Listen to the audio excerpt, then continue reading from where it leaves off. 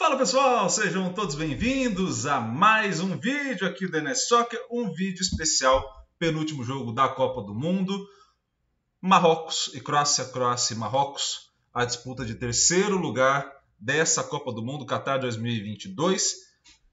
Croácia sai para a Argentina, Marrocos sai para a França e o confronto que começou a fase de grupos, que iniciou a fase de grupos para eles, já volta a ocorrer na disputa de terceiro lugar. Tá? Antes da gente comentar sobre o jogo, sobre a parte estatística, tudo que a gente fala, vou pedir para vocês, deixa o like, comentário aqui embaixo do vídeo, também compartilha com o máximo de gente possível, se inscreva no canal e ativa o sininho para receber todas as notificações, combinado? Então, gente, vai para o vídeo depois da nossa rápida vinheta.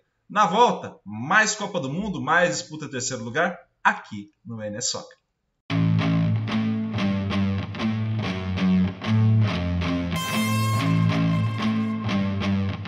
De volta, pessoal, já com o gráfico tão famoso que vocês gostam. E a gente vai observar o seguinte, a gente adicionou em relação ao último vídeo, mais um com os jogos já da semifinal. Então a gente está pegando todos os jogos da Copa até agora, tá? Nesse amarelo. E aí os outros são por fase, todos os jogos da fase de grupo, da fase de grupo mais oitavas, da fase de grupos mais oitavas, mais quartas, agora da fase de grupos mais oitavas, mais quarta e mais semifinal. O que a gente vai percebendo? Primeiro, pouca modificação em relação ao passado, o que aconteceu no último vídeo, mas, de novo, um aumento da importância de chute em relação a gol, da conversão de chute para gol. Um aumento leve da questão da finalização de dentro da área e, de novo, uma queda na questão dos passes. O que vai acontecer a partir de agora, falando em termos mais numéricos? A gente tem que ter a noção do que a gente está colocando dentro desse pacote de análise. Tá? Então, quando a gente estiver observando, por exemplo, todos esses jogos, a fase de grupos, se não me falha a memória, são 48 jogos. 8 grupos, 6 jogos por grupo. Quando você vai observar as oitavas, você está falando de 8 jogos. As quartas de 4 jogos e a semi de 2 jogos. Então, assim, há uma diferença muito grande entre o número de partidas jogadas na fase de grupo e as demais. Então, o que vai acontecer? Quanto mais jogos tiver, essa diferença vai ser puxada mais. Como aconteceu, por exemplo, daqui para esta fase, para as oitavas. Assim como aconteceu daqui para as oitavas, daqui para as oitavas, ou daqui para as oitavas. Tá? Então, quando você tiver mais jogos, isso vai, obviamente, auxiliando a discriminar. Agora, por exemplo, quando a gente faz de uma para outra, com 2 jogos apenas, acaba tendo pouca diferença e a gente acaba não percebendo as demandas do jogo, modificando entre uma fase e outra. Tá? O que dá para fazer agora e que a gente já fez? Tá? E essa é a novidade para vocês, para essa disputa de terceiro e também para a final. A gente adicionou, a gente fez uma análise para a fase de grupos e uma específica da fase eliminatória. Então a gente pega os dados da fase eliminatória, só com eles gera essa análise de importância. E aí a gente chega aos resultados, meus amigos, lindíssimos para mim, porque a gente falou lá no começo que mudaria a demanda do jogo demais entre uma fase e outra e está aí na tela. De fato mudou. De fato mudou.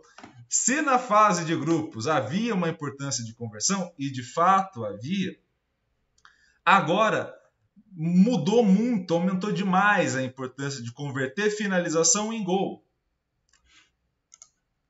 Eu acho que nenhum brasileiro vai discutir esse resultado, Que converter a finalização em gol é muito importante, Acho que a gente pode entender mais isso. Se chute era ruim, no sentido de você chutar muitas vezes e chutar a maioria delas ou para fora, ou no goleiro, ou na trave, ou seja, não converter em gol, quando você sobra só as melhores equipes, esses dados vão modificando.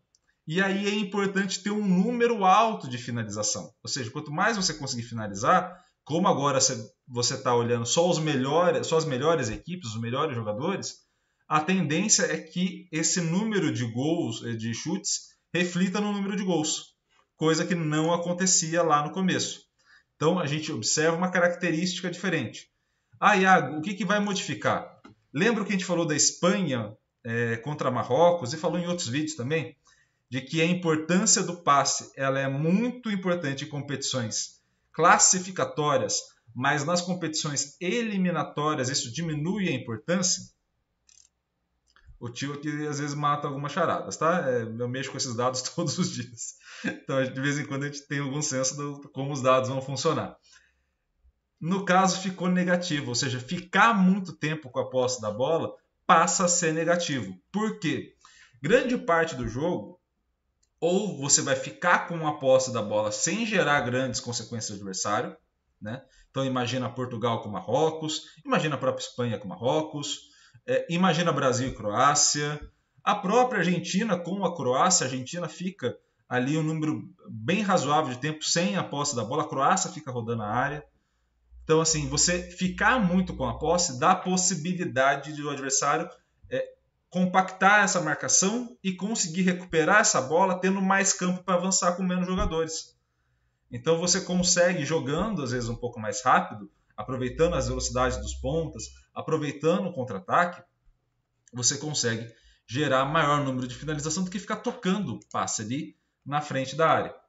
E isso acarreta numa diminuição grotesca de importância de converter o passe para o chute. Por quê? Porque se esse aumento aqui é muito significativo e esse também, acaba a conversão pagando o preço pelo chute, basicamente, tá? Então, assim, converter, óbvio, é importante converter, mas precisa converter bastante. Assim, não é mais uma questão de proporção, entendeu? Já não é mais uma questão da taxa de conversão. Você precisa gerar muitos chutes agora. Você pode gerar muitos chutes tocando a bola, muitos chutes sendo mais rápido no ataque, não importa. A questão é gerar muitos chutes. Ponto. Tá? Então modifica a característica. Na parte da defesa, desarme ainda é importante, interceptação piora um pouco, né? Piora a questão do passe, também piora a interceptação. Bloqueio para chute tem uma queda de importância, mas olha como mantém a do goleiro, por exemplo. Né? Mantém a do goleiro, isso quer dizer que o goleiro passa a ter um papel fundamental, porque se os chutes estão sendo preponderantes, quer dizer que os chutes já não estão mais parando no bloqueio. Eles estão ao menos indo para o gol. E aí a presença dos goleiros, como foi o Lloris na França, como foi o goleiro da Croácia contra o Brasil, você acaba tendo a importância maior do goleiro. E a recuperação, recuperar mais rápido, que era negativo no começo da competição, passa a ser positivo. Por que ele passa a ser positivo?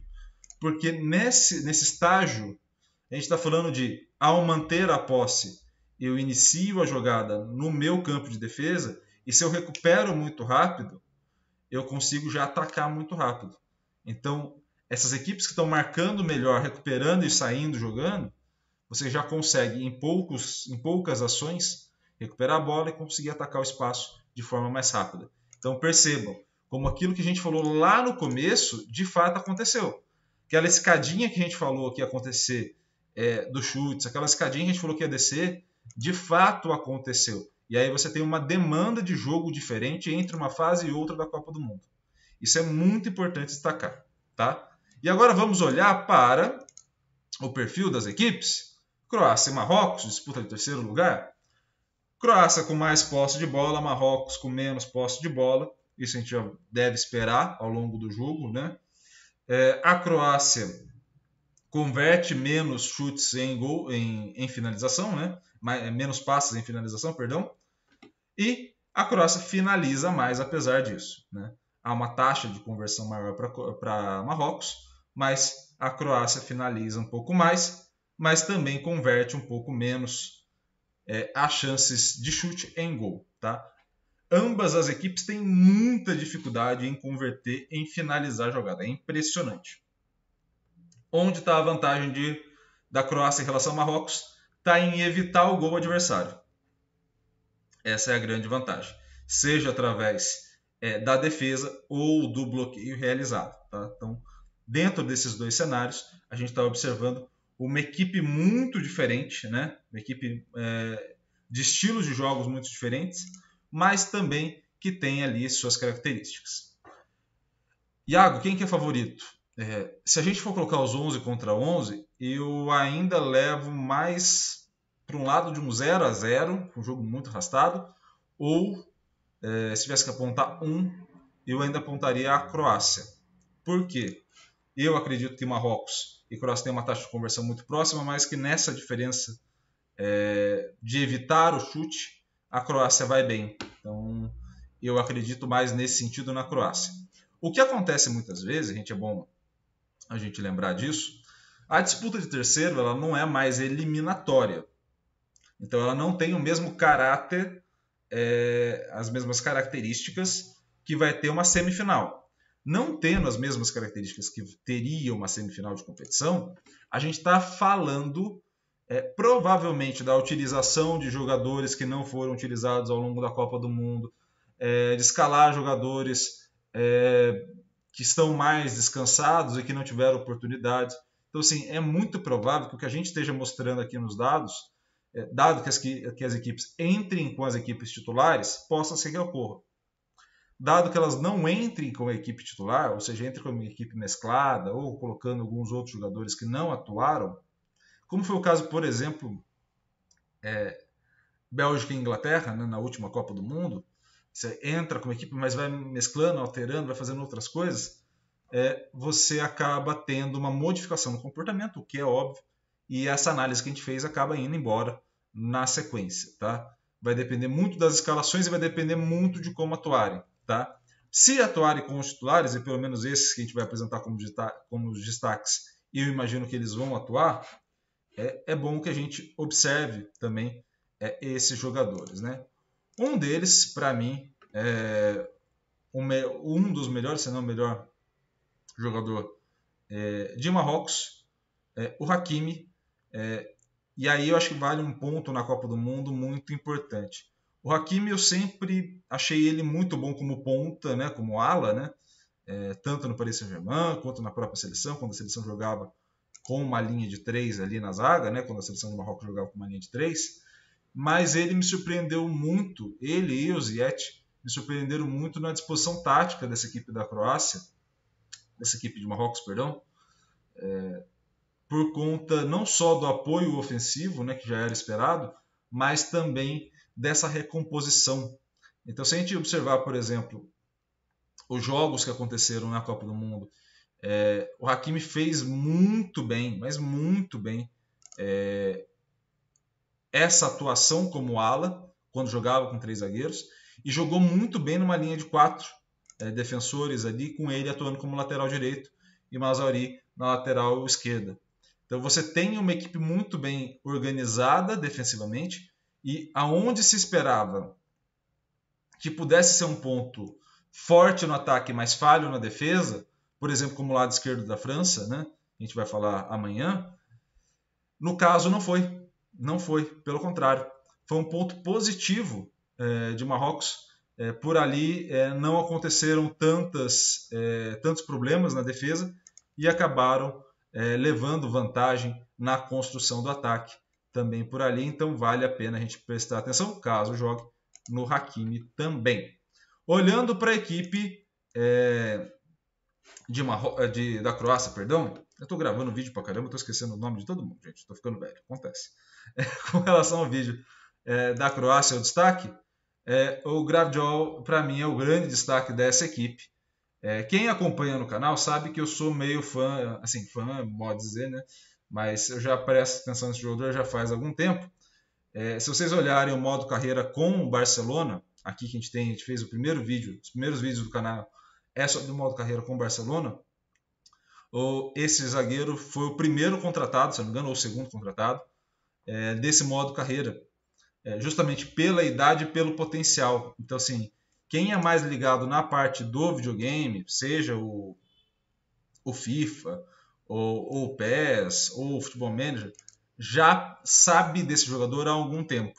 Né? Assim, já não é estranho para o grande público que joga, que pertence a esses jogos e que faz modo carreira, que vai jogando principalmente modo carreira por conta da progressão e do potencial do jogador. Então, o Gvardiol é um jogador muito bom, muito bom. Última partida dele contra o Messi, vale lembrar que foi contra o Messi, né? É sempre bom e importante a gente lembrar desse ponto. jogar contra o Messi nunca é fácil, mas ele fez uma partidaça nas outras partidas e também enquanto a Croácia esteve equilibrada em campo, ele fez uma grande partida. Ele atua tanto na lateral esquerda quanto como zagueiro, né, pela esquerda, e atua muito bem. Tem um tempo de bola muito bom, é um jogador de bom posicionamento, bom passe. Acredito eu que provavelmente, que não nessa janela, na janela do meio do ano, ocorra a transferência dele para algum grande clube europeu. Provavelmente o Real Madrid está de olho nele, tinha uma questão do Chelsea está de olho nele. Então, assim, ele vai para o mercado europeu, sair de uma equipe que disputa ali a segunda, terceira colocação da Bundesliga para uma equipe de ponta, né? Isso é quase que certeza. É um jogadoraço. Também entra na mesma. A gente não sabe se vai jogar, né? A gente não sabe se vai atuar de fato ou não. Se atuar, é o grande destaque dessa equipe, para além do meio-campo, para além do Perisic, para além de outros jogadores que a gente já comentou aqui. Vale a pena destacar a Copa do Mundo desse jogador, porque ele de fato é muito bom. Beleza, pessoal? Então, esses foram os destaques, essas foram as estatísticas. Tem mais um vídeo hoje sobre a final também, então fica ligado aqui no canal. E amanhã, vídeo da análise da final. Tem a nossa final também, né, com o Brasil na final, no nosso modo carreira, né, no FIFA 23. E eu conto com a presença de vocês em todos esses vídeos e mais nos históricos aí que a gente tem dentro do NS Soccer. Combinado? Um grande abraço a todos, obrigado pela audiência e valeu!